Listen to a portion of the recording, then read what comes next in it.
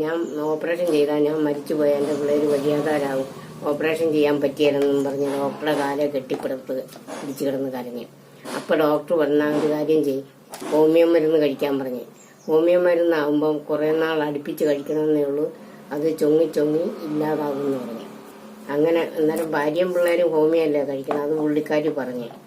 അങ്ങനെ ഹോമിയോ എൻ്റെ പേര് എൻ്റെ നമ്പർ വിളിച്ച് ഡോക്ടർ വിളിച്ച് കോട്ടയം മെഡിക്കൽ കോളേജിലെ കാർഡിയോളജിസ്റ്റാന്ന് പറഞ്ഞപ്പോൾ ഞാൻ സന്തോഷ വാർത്ത പറയാനാണ് വിളിച്ചെന്ന് പറഞ്ഞു. എന്നാന്ന് ചോദിച്ചു. അന്നേരം പറഞ്ഞ് ഒരു പേഷ്യൻറ്റിനെ ഞാനിപ്പോൾ അങ്ങ് വിടുക, നാളെ റിപ്പോർട്ടൊക്കെ കൊടുത്തു വിടാം. ഇപ്പം അവർ രണ്ടുപേരും കൂടെ അങ്ങ് വരുമ്പം അവരുടെ പുള്ളിക്ക് അറ്റാക്ക് വന്നു, അത് മരുന്നൊക്കെ കൊടുക്കണമെന്ന് പറഞ്ഞ് അവിടെ വന്ന് അവർ വിവരമൊക്കെ പറയാതനുസരിച്ച് ഡോക്ടർ കൊടുത്തോളാൻ പറഞ്ഞു. അങ്ങനെ അവർ വന്ന് വിവരമൊക്കെ പറഞ്ഞ് അങ്ങോട്ട് മരുന്ന് കൊടുത്ത് പിന്നെ പിറ്റേ ദിവസം വിശദമായ വിവരമൊക്കെ കിട്ടി കൊടുത്ത് ആദ്യം 2 വർഷം കൂടുമ്പോൾ ഞാൻ ആ ഡോക്ടറെ അടുത്ത് വിടും.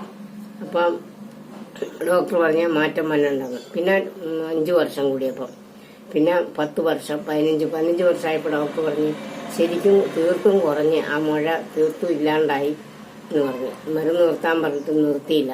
പുള്ളി പിന്നെയും 15 വർഷം കൂടെ കഴിച്ച് 30 വർഷം കഴിച്ച ആളിപ്പം നല്ല ഹാപ്പി ആയിട്ടിരിക്കുക, ഒരു കുഴപ്പവും ഇല്ല.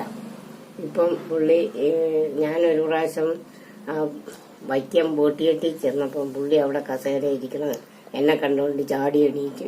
ഞാൻ ഇതല്ല ചുമ്മാ ഒരു സമയം കളയാൻ വേണ്ടി പുള്ളി റിട്ടയർഡായി, വീട്ടിൽ ഇരുന്ന് മടുത്തപ്പോൾ ഒന്ന് ഇറങ്ങിയതാന്ന് പറഞ്ഞു. അപ്പോൾ ഡോക്ടറെ കണ്ടോണ്ട് ഞാൻ പറഞ്ഞു എന്നെ കണ്ടോണ്ട് പിന്നെ ചാടി എണീറ്റൊക്കെ ചോദിച്ച് ജില്ലി വർത്താനമൊക്കെ പറഞ്ഞു. ഇപ്പം നല്ല ഹാപ്പിയായി. ഇപ്പം എനിക്ക് ഒരു കുഴപ്പവും ഇല്ല, ഹോമിയോ കഴിച്ചതിൻ്റെ ഗുണം ഇപ്പോൾ ഭാര്യയും പിള്ളേരും കഴിച്ചപ്പോൾ പുള്ളി കളിയാക്കുമായിരുന്നു, നുറുക്കം ഗുളിക കഴിച്ച എവിടെയാക്കാനാണ്. അതുകൊണ്ട് ഇപ്പം എനിക്ക് ഹോമിയോയിൽ പറ്റി പൂർണ്ണ വിശ്വാസമായതൊക്കെ. ഓപ്പറേഷൻ ചെയ്യേണ്ടി വന്നില്ല. ചെയ്യിച്ചില്ല.